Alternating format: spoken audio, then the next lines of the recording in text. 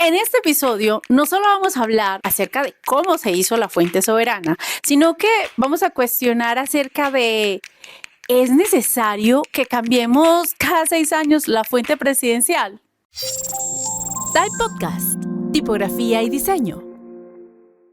Así que sean bienvenidas y bienvenidos a este segundo episodio del tercer capítulo del especial de Letras del Poder. Hoy vamos a entrevistar a Cristóbal Enestrosa, quien fue la persona responsable del diseño y desarrollo de esta fuente tipográfica especial para el gobierno de México en el periodo 2012-2018, llamada Soberana. Es una conversación franca y directa donde Cristóbal se decanta por un tono más introspectivo y analítico acerca de todo este proceso, de los efectos sociales y políticos que tiene el diseño y la tipografía en estos ámbitos ya públicos y políticos. Me gusta mucho la manera en cómo él empieza a analizar el impacto que tiene en realidad el diseño en general en términos sociales y políticos, como ya había mencionado.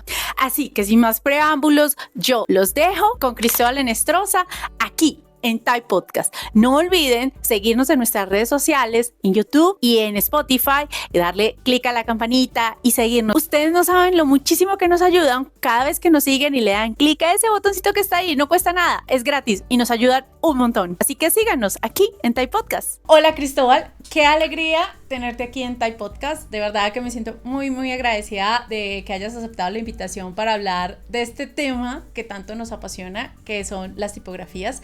Y en este caso, pues vamos a hablar de un proyecto en específico que fue la tipografía para la presidencia del 2012 al 2018, ¿cierto? Así es. Bueno, pero antes de iniciar, pues creo necesario hacer una breve introducción a tu trabajo para todas aquellas personas que no lo conozcan o que no sean de México o que no se hayan aproximado a tu trayectoria. Entonces les voy a contar a todos. Cristóbal Enestrosa es licenciado en Comunicación Gráfica por la Facultad de Artes y Diseño de la UNAM, especialista en producción editorial por la Escuela de Diseño de Limba y maestro en diseño tipográfico por el Centro de Estudios Gestal. Asimismo, cuenta con un certificado en diseño de tipos por The Cooper Union Nueva York. Sus familias tipográficas han obtenido el certificado de excelencia en diseño tipográfico por el Type Directors Club en 2 ocasiones y varias de ellas han sido seleccionadas en la Bienal de Tipografía Latinoamericana Tipos Latinos.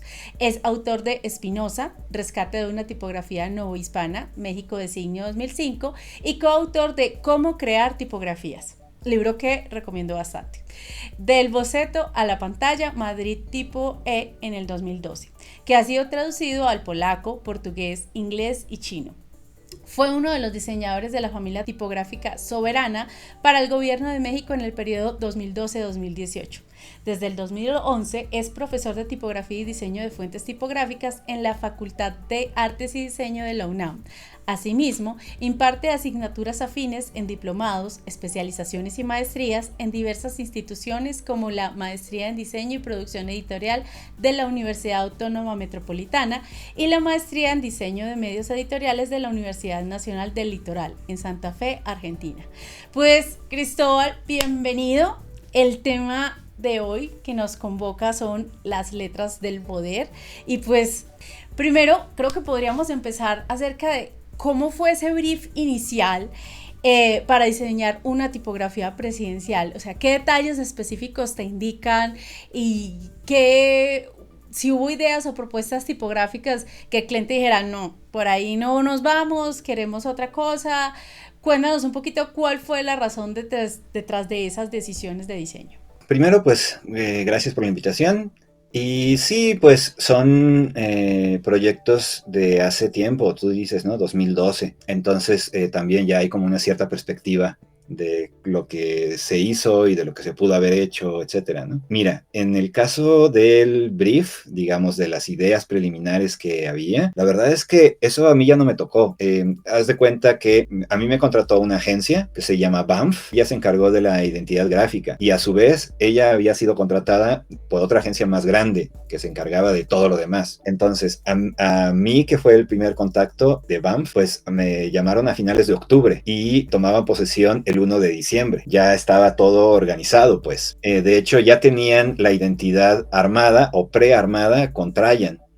Y yo llegué a decir, oigan, es que tal vez Trajan no es la mejor idea, ya estaba demasiado avanzado. Entonces mi encomienda era hacer una alternativa a Trajan para que no hubiera problemas de licencias, ¿no? Que se viera mejor que Trajan, lo cual ya es bastante complicado, que pudiera funcionar en entornos complicados mejor que Trajan, y que no se notara mucho la diferencia entre Trajan y la nuestra. Ya con ese brief tan acotado, pues ya estaba muy sencillo, o ya estaba como muy delimitado por dónde nos teníamos que ir. También al principio, justo en esta idea de que fuera una alternativa a Trajan, nada más la requerían para cuando dijera Gobierno de México y dijera los nombres de las secretarías. Todo en mayúsculas, versalitas. De hecho, creo que al principio nada más era mayúsculas y alcanzamos a hacer versalitas. Básicamente eso era. Entonces estaba muy sencillo. Querían una regular y una bold para mes y medio o mes y una semana, ¿no? 5 semanas tal vez. Entonces sí lo alcanzamos a entregar para el 1 de diciembre, pero mientras todo eso pasaba estaba la máquina de producción de todos los materiales gráficos. Entonces, de hecho, salió primero con Trajan el 1 de diciembre y por ahí de marzo se empezó a sustituir. Yo vi La Jornada, donde venía una foto de Peña Nieto y atrás venía ya la tipografía nuestra.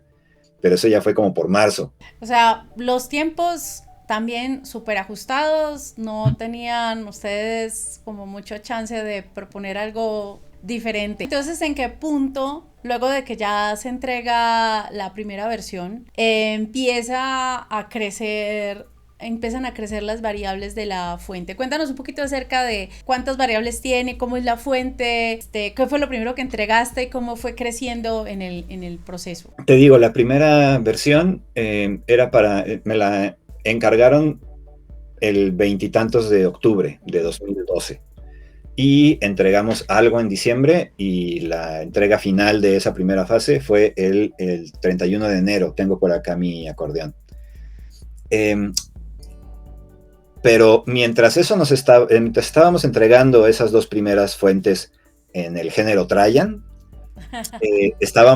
también nos empezaron a encargar una sans, porque se dieron cuenta o pensaron que se podía complementar con algo más que eso.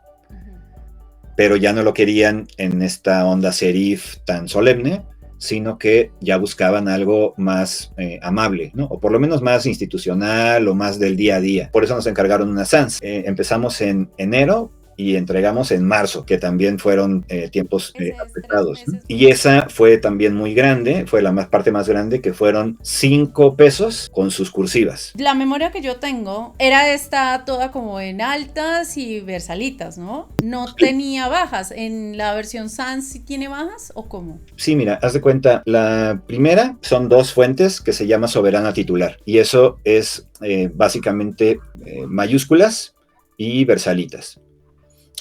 Y bueno, más los números y la puntuación y todo lo demás. Pero básicamente altas y versalitas en 2 pesos, regular y bold. Después se encargó una tipografía sans, que es mucho más anónima, digamos, pero sí es la que acompaña, es la secundaria de la titular. Se desarrolló, digamos, de manera independiente. Sí, con algunos guiños parecidos. Tal vez por eso no la relacionas tan evidentemente con la otra, con la titular. Esa fueron 5 pesos y con sus cursivas, ¿no? Y también sí tenía altas, bajas, versalitas, no estoy seguro. Tal vez sí. ¿Y de cobertura lingüística, qué tan amplio era? No. Quisimos hacerla amplia, pero no había los tiempos y tampoco había el interés, de hecho. Lo que se requería era que se pudiera escribir en español bien. Y pues nosotros pusimos una codificación MacOS Roman y un poquito más. Y con versalitas y con diferentes juegos de números y cosas así. Pero no había la intención o la iniciativa de que se aumentara como a pon tú Europa Central, o ya no se diga lenguas indígenas, ¿no? Eso no estaba en el panorama de nadie, pues, nosotros alcanzamos a tratar de colar esa iniciativa, pero en realidad no había ese interés. Y también porque creo que a diferencia de lo que ahora se está manejando en 2018 y parece que también ahora en 2024, era una tipografía para el uso exclusivo del gobierno. No se pensaba que pudiera liberarse o que se pudiera utilizar por más personas. Entonces, las necesidades eran que se pudieran escribir los mensajes oficiales en español y pues cuando hiciera falta, pues en lenguas extranjeras, pero en lenguas nativas no se consideró. No sé si nos puedes hablar, si había alguna relación con la identidad del país y lo que se terminó desarrollando. ¿Cómo va la personalidad de México o la personalidad del gobierno en esas formas tipográficas? Primero, fíjate que todavía no acababa lo de cuántos miembros tiene. Ah, perdón, Porque sí, al no. final, Seguile. porque al final resultó que fue una familia de 20 miembros. Después, ya para finales de 2013, también en octubre, nos llamaron para hacer una versión serif, pero ya para texto, o sea, ya con bajas y ya con versalitas. Y eso lo entregamos a fin de año de 2013. Y paralelamente también hicimos una sans, pero condensada, de 4 pesos, ¿no? Nada, regular, italic, bold italic. Entonces ya sumando las 2 de la titular, las 10 de la sans, las 4 de texto y las 4 sans condensada, pues ya fueron 20, que fueron como un sistema pues muy robusto, pero que se fue haciendo como escalón por escalón. Y eso creo que también fue pues un problema visto a la distancia, porque no había un plan general, sino que se iba aumentando conforme se iba necesitando. No hubo como una estrategia muy clara desde el principio, sino conforme fueron implementando la identidad, dijeron, uy, yo creo que vamos a necesitar para escribir cuerpos de texto, vamos a necesitar para contrastar con esto que ya está aquí. Sí, tal cual. Pues es que también iban surgiendo nuevas necesidades, ¿no? Entonces se dieron cuenta de que querían hacer libros impresos, pero la sans era un poco ancha, por ejemplo, para eso, porque querían ahorrar. Entonces, bueno, pues una condensada. Entonces, así fue como fue saliendo, pues, o sea,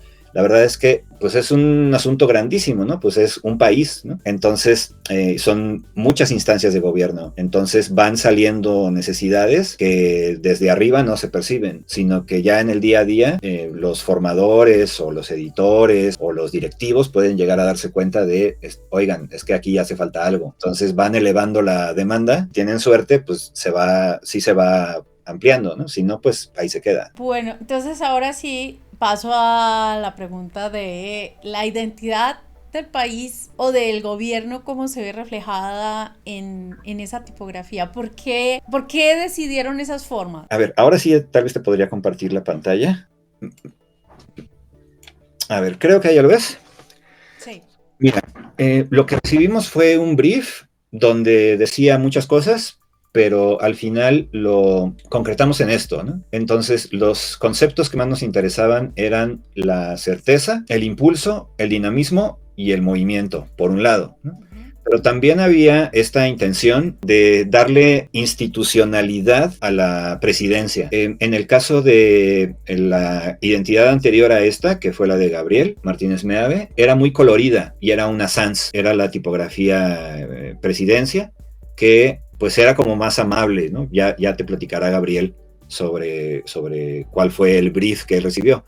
Pero lo que nosotros teníamos como encomienda en 2012 era que no se pareciera en nada a la del sexenio anterior, ¿no? También. Lo que querían era algo mucho más sobrio, y por eso también la identidad quedó en verde, blanco y rojo, que es los colores de México, pues, de la bandera, y en grises también, ¿no? Entonces sí había un contraste con la flor colorida que tenía la identidad del sexenio 2006-2012, con esto otro que se quería plantear. La identidad que ves acá arriba, esta es Trajan, y la de aquí abajo ya es la nuestra. Entonces, lo que se pretendía era reflejar el cambio de lo que había ocurrido en el sexenio anterior. En 2012 todo el mundo quería olvidar el sexenio anterior y tratar de decir nosotros somos muy distintos, también porque había un cambio de partido político y etcétera. Entonces, sí había como una ansia de renovación, y también había un eslogan que era mover a México. Pues entonces teníamos como estas obsesiones de decir dinamismo, impulso, movimiento, ¿no? Pero también de decir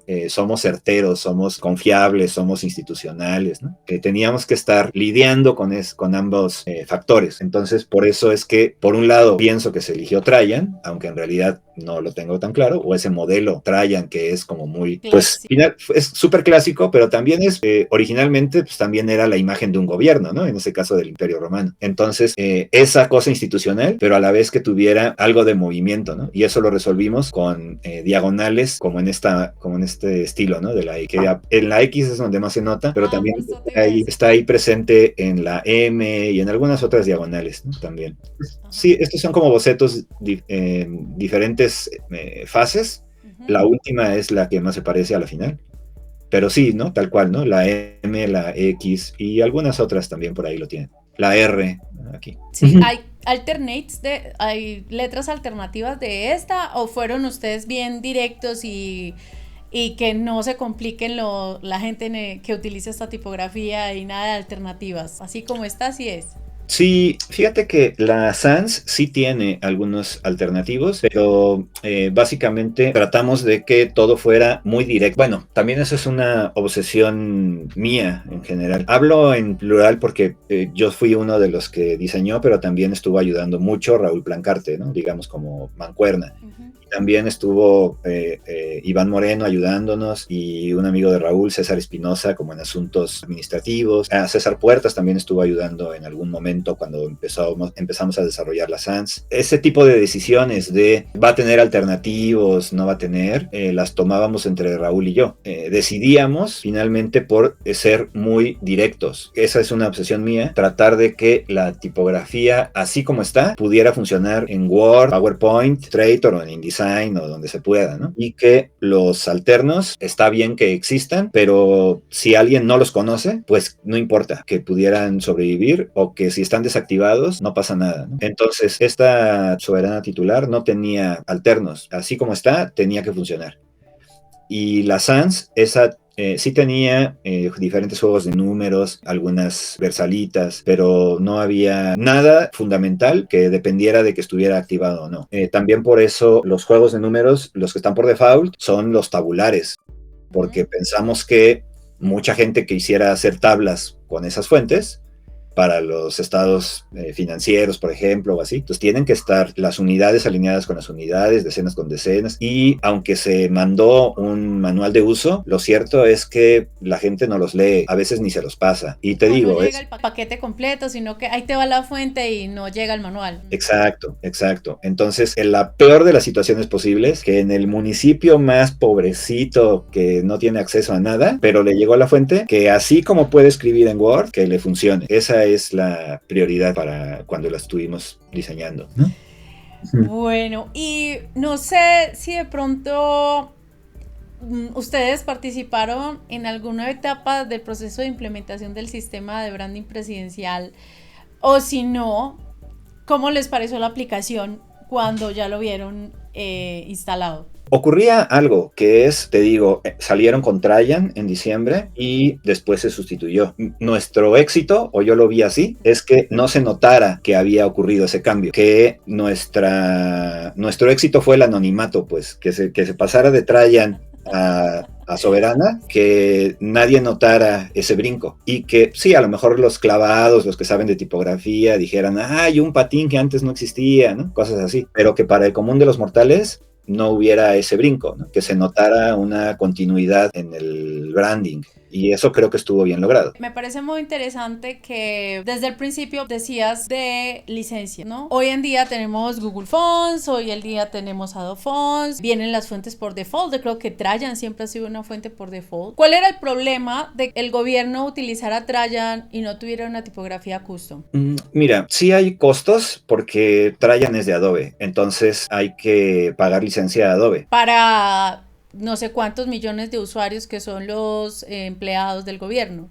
Sí, tal cual. Sí, googleé anoche y decía son 1,5 millones de empleados. Entonces, tal vez no todos requieran la tipografía, pero pon tú que una décima parte. Aún así, 150,000 licencias son un montón. Entonces, llegando a cierto punto, ya conviene más encargar una tipografía o en todo caso, como dices, usar una gratuita de Google o de algún otro lado, ¿no? A lo mejor usar, o sea, estoy diciendo una barbaridad, pero usar Arial o Calibri o Times o algún alguna que ya venga con tu computadora cuando la prendas por primera vez, esas las puedes utilizar. Pero obviamente tiene riesgos por varios lados. Por un lado es cualquiera podría usar Arial para falsificar algún documento oficial, por ejemplo. Y por otro lado, no hay una distinción, ahora sí, de branding en cuanto a lo que propone la... Ahora sí está el gato ahí. Lo de por qué problema había con Trajan, ¿no? Que por las licencias. Bueno, sí, la pregunta era esa justo, ¿qué implicaciones tenía? ¿Por qué ellos decidieron en algún punto reemplazar la Trajan por una tipografía custom, sabiendo que de pronto pues la Trajan también la tienen todas las compus, ¿no? Sí la tienen cuando instalas Illustrator o algún programa de Adobe. Pero te digo, las secretarias que redactan muchos documentos, pues no la tienen. Entonces se tiene que resolver con otras fuentes, ¿no? Que normalmente son las que aparecen en Office. Te digo, pues puede ser Times, Arial, Calibri, Aptos, ahora que ya cambió. El asunto es que todo mundo tiene esas tipografías. Entonces, aunque sea legal utilizarlas, el asunto es que se resta algo de presencia ante los documentos oficiales. Digamos que hay un asunto en el que mucha gente hoy odia Arial, o odia Times, odia Calibri, porque llevamos años utilizándolas muchísimo y se sobreutilizan y se empiezan a ver como corrientes, independientemente de los méritos que puedan tener esas fuentes. Times es una de las más importantes del siglo XX. Arial tiene mala fama, pero pues es un clon de Helvética, que es una tipografía con mucha fama también, ¿no? Muy reconocida. Calibri, pues es Lucas de Groot, o sea, son grandes fuentes, pues, pero pues se van sobreutilizando y ya no las queremos ver o nos parecen corrientes, nos parecen algo que todo mundo usa. Y por ese lado, normalmente una empresa que se dedica al branding no va a utilizar esa clase de fuentes, va a tratar de utilizar otras. Las mejores fuentes normalmente cuestan y ahí es donde entra el tema de la licencia. O sea, Trajan, aunque sea tan común que consideremos que pueda estar por default en muchas computadoras, en las que no está, tienen que instalársela. Eso implica decenas o cientos de miles de licencias.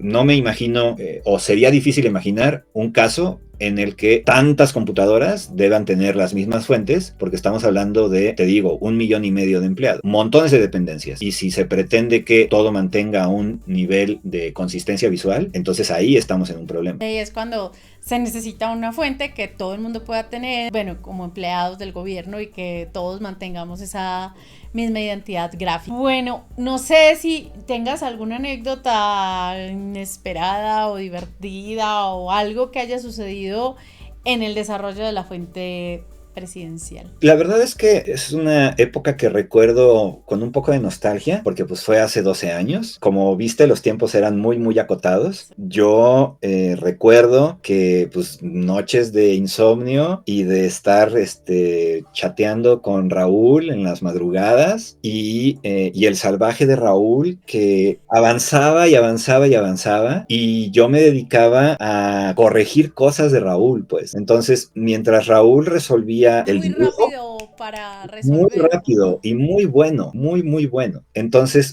digamos que al principio decidíamos entre los dos por dónde iba a ir y suavizábamos todas las curvas y nos quedábamos contentos. Digamos Hamburger Fonts, pon tú. Pero de ahí Raúl arrancaba y de repente ya, mientras yo estaba todavía aquí retocando cositas, Raúl ya estaba ya tengo las bajas y ya tengo las altas. Y entonces a mí me ponía en la situación de que pues tenía que corregir las cosas de Raúl. Lo que hace increíble es dibujar cosas más minuciosas, tal vez como el kerning, por ejemplo. Uh-huh. Raúl, no, él va sobre lo grandote, ¿no? Entonces, mientras él estaba haciendo eso, yo estaba resolviendo estas minucias del kerning y del vaciamiento y del open type y ese tipo de cosas. Lo cual creo que fue como un equipo muy complementario. Pero sí, básicamente yo era como que estaba retocando lo que Raúl estaba resolviendo.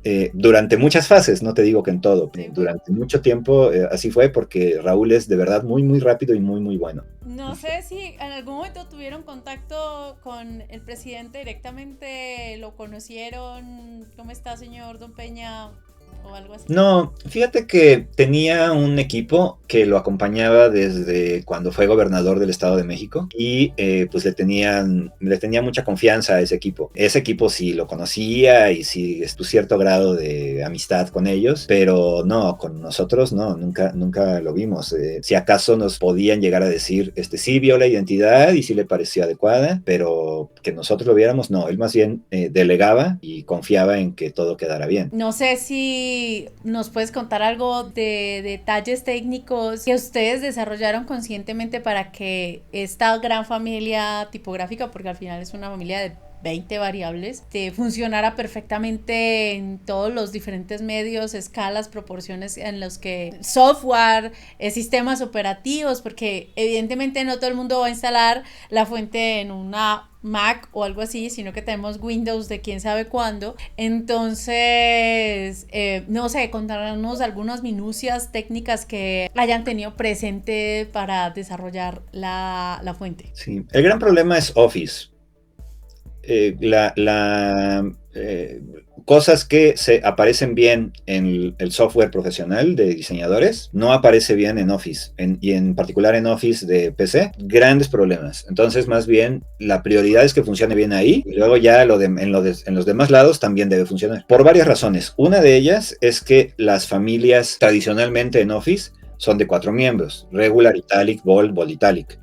Entonces, si te sales de eso y haces una light o una ultra black, tienes que pensar si van a estar adentro de eso o si van a estar afuera como otra subfamilia. Sí se puede que todo esté junto, pero también implica ciertos riesgos de que no sea compatible un sistema con otro o que se genere un menú gigante de 20 variantes y que al usuario ya se desconcierte de cuál es la correcta. Y por otro lado, cuál está vinculada con cuál, ¿no? Cuando le doy al botón Bold, que efectivamente salga la Bold y no la Extra Bold. Y pues eso implicaba también como estar haciendo pruebas. Lo que ocurría es que en general los clientes, no solo el gobierno, quieren el resultado ya.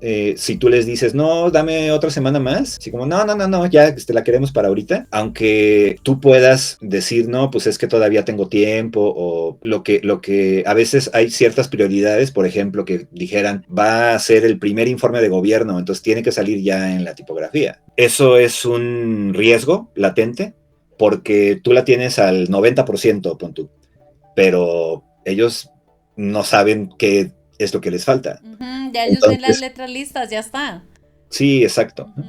Y hay minucias muy, muy sutiles, pero que sí tienes que estar cuidando. Entonces, en concreto, en algún momento, no era para el primer informe de gobierno, pero más o menos algo así, nos pidieron ya las versiones que tuviéramos. Y yo les dije, no, es que todavía no las he revisado por completo. Sí, no importa, tú mándalas y acá vemos qué onda. O sea, en un entorno controlado, en una oficina que se iba a encargar para sacar ciertos documentos y después se iban a sustituir. Sí ocurrió así, pero más bien porque ya utilizándolas en Office se dieron cuenta de que los acentos no aparecían en las mayúsculas porque se salía de la caja.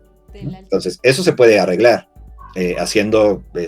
Poniendo unos colchones arriba donde eso hace que ya se perciba bien, pero en concreto en el Office de PC es donde más se perciben esos problemas.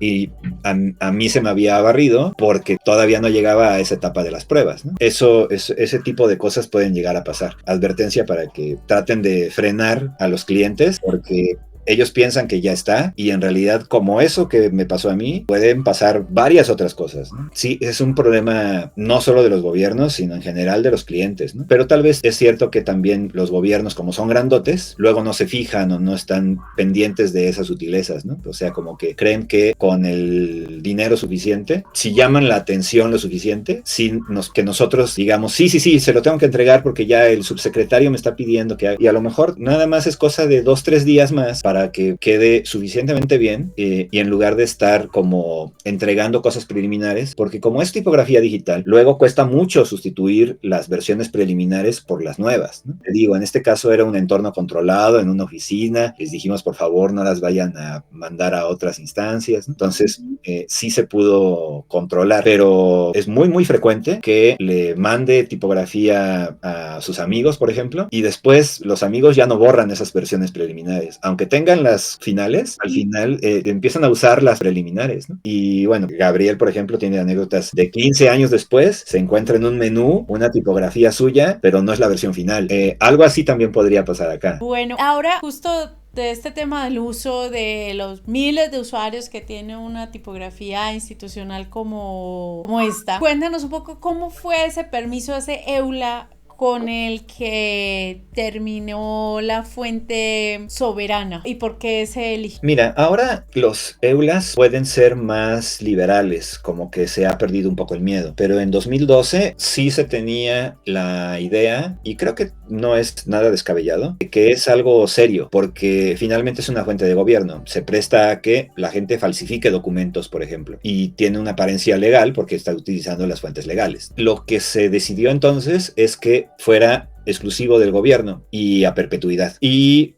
así fue como quedó. Había una intención que no se concretó o no se ha concretado para que si el gobierno deja de utilizar esas tipografías, pues que se pudieran liberar o que volvieran a nosotros. Pero te digo, en realidad eso no se concretó. Tal vez se puede retomar por el lado de que hay intención a partir de la tipografía de Isaías de 2018 de que se libere, pero que yo sepa no ha ocurrido y pues sí implica ciertos riesgos, como te digo. Entonces no es tan fácil como que se libere y ya. Sí hay ciertas restricciones que yo me puedo imaginar que deberían ser contempladas. Por supuesto que, por otro lado, también entiendo el argumento, si el pueblo de México los pagó, pues a lo mejor el pueblo de México también debería tener ese acceso a esas fuentes, ¿no? Eso también es verdad. Pero sí hay un asunto de tensión en que no es tan fácil como decir, sí, te mando un meme, ¿no? Por ejemplo, sino que sí puede traer consecuencias legales, fiscales, por ejemplo, ¿no? Que alguien haga facturas falsas o pasaportes falsos. Sí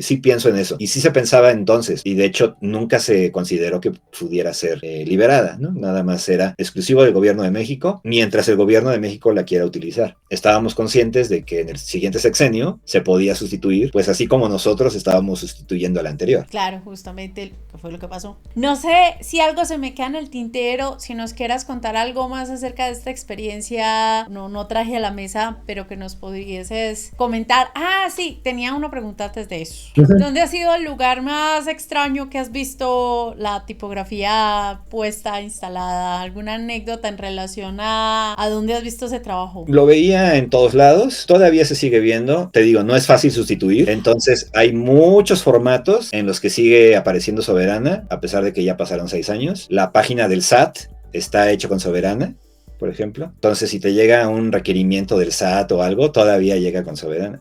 Cuando llegas al aeropuerto y tienes que declarar cosas, todavía está hecho con Soberana. El papelito de migración también todavía te lo entregan y todavía está con Soberana. Entonces, hay como diferentes capas geológicas, pero que se van bifurcando, ¿no? O sea, o se van traslapando, no es tan limpio como que el 1 de diciembre de 2018 ya vamos a usar otra. Porque igual son demasiados soportes en los que se hace la aplicación de estas tipografías institucionales y entonces ese reemplazo se hace muy complejo. Sí, pues si sigue funcionando el formato, pues no se ve necesidad de cambiarlo, ¿no? Hasta que se agoten las copias que tienen, o no se entera, el impresor nada más le dice, oiga, necesitamos otras 10,000, sí, pues print, ¿no? Y no se está fijando, nadie le avisa que ya no es esa tipografía, ¿no? Para él es el formato, pues sí. no es como que la tipografía para él importe, sino que sigue siendo el formato oficial, que está actualizado y está bueno, ¿para qué lo vamos a cambiar?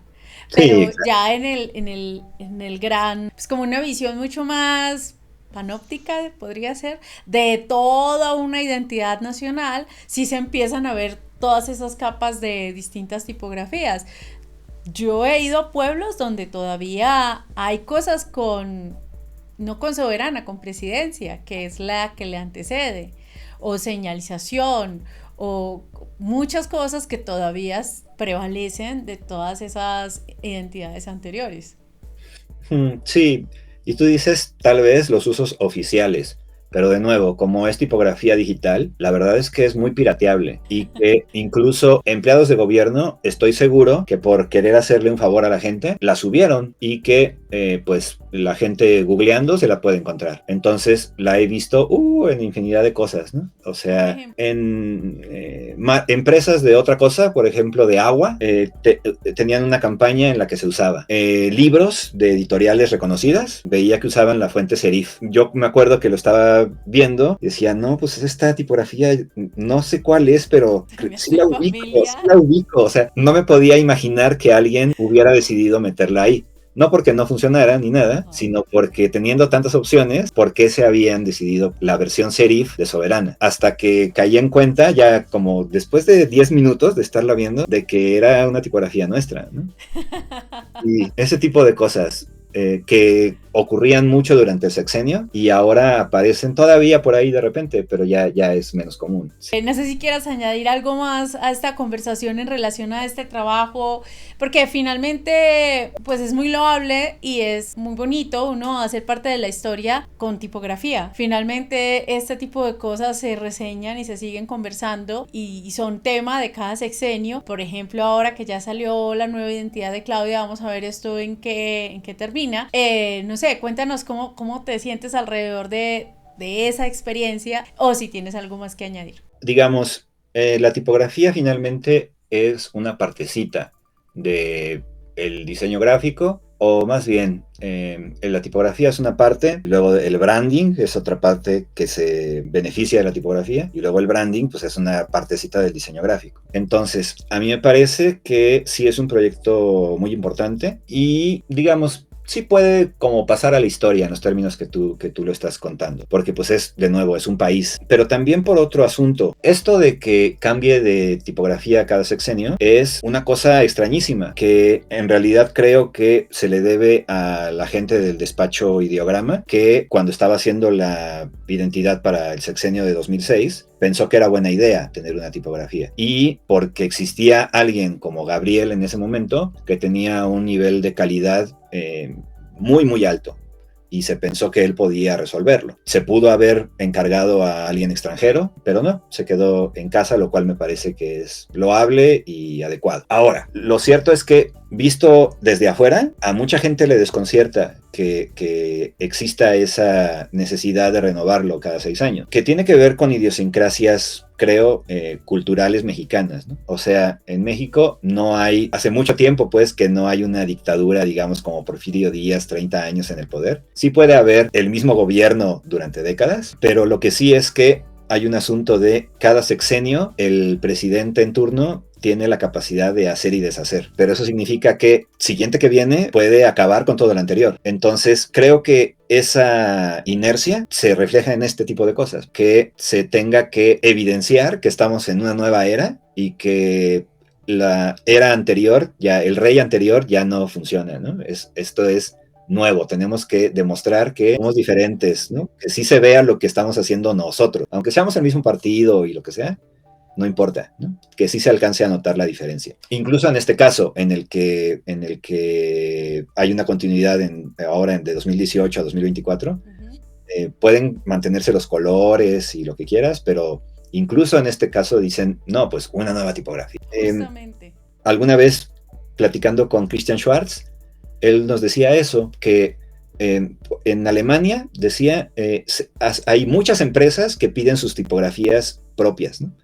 Y él pensaba que eso se le debía a Eric Spiekermann, porque estuvo años y años diciendo que era muy importante que eso existiera, ¿no? Que una nueva empresa tuviera su propia voz y que no usara voces ajenas, etc.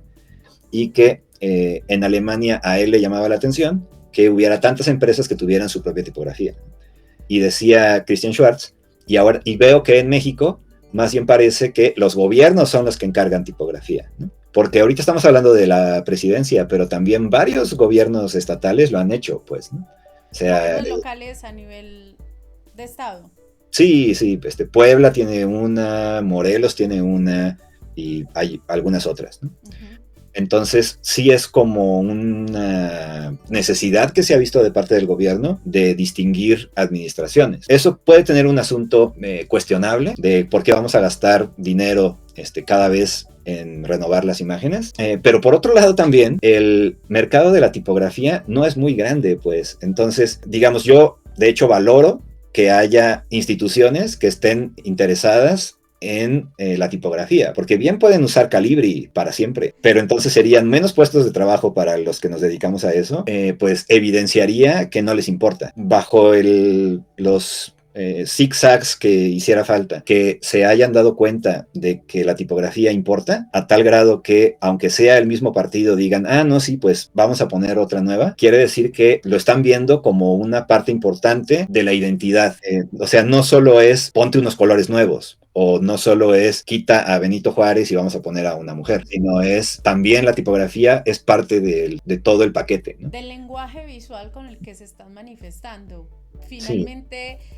Evidencian que la tipografía no son solo las letras que se leen, sino que las formas simbolizan algo, ¿no? No sabemos sí.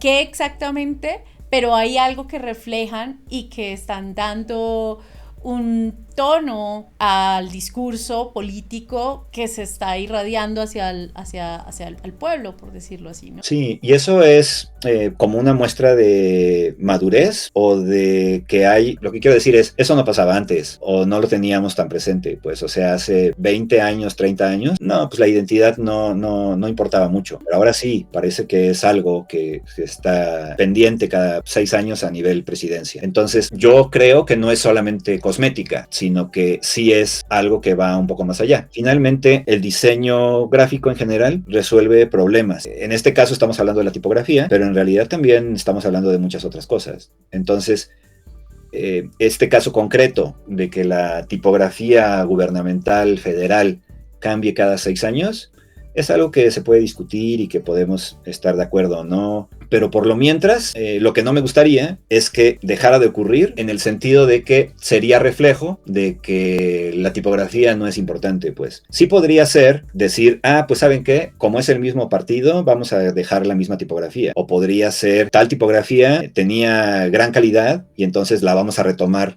aunque sea la de hace 20 años. Eso sí puede ser. Lo que sí me parecería grave es que haya un desinterés por esas decisiones tipográficas. Incluso siempre cada gobierno, creo, ha pensado que esa tipografía puede trascender el sexenio. O sea, la de Gabriel se llama presidencia porque se supone que iba a ser para todas las presidencias desde el 2006. Pero te digo, cada nuevo sexenio se acaba lo anterior, que comience la nueva era. Si pudiéramos llegar a un acuerdo en el que dijéramos, sí, esta tipografía ya va a ser para siempre, por mí está bien, en tanto sea algo institucional, que se mantenga, ¿no? Y que pudiéramos decir, esta tipografía se va a quedar forever. Pero finalmente sabemos que eso no pasa, o sea, no hay como una visión transeccional en donde ese tipo de cosas ya estén predeterminadas, sino que de nuevo esos acuerdos posibles se acaban cuando llegan los nuevos funcionarios. Sí, totalmente. Es un poco como un pensamiento de conquista, ¿no? Como que hay que derrumbar todos estos